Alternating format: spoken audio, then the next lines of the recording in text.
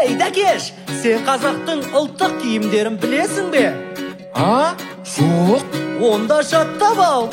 Ою-өрнек үстінде киіп ал аппақ жейде, бар адамдар тамсанар көріп.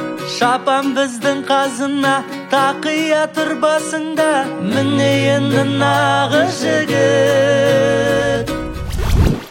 Вау! Жарасар ұлттық киім, зергерлік бұйым, әндермен бейім. Заманға сай киінші балақай. Ал, қыздарға арналған қандай киімдер бар? Қазір айтып берем, ал сен жаттап ал. Ару қызды көрдің бе, басында тұр сәукеле, қара көзді кербез ару. Мойныңдағы әшекей, заманауи қажекей, міне енді нағыз сұлу. Вау! Жарасар ұлттық киім, зергерлік бұйым, әндермен бейім. Заманға сай киінші балақай. Ұлттық киім киіп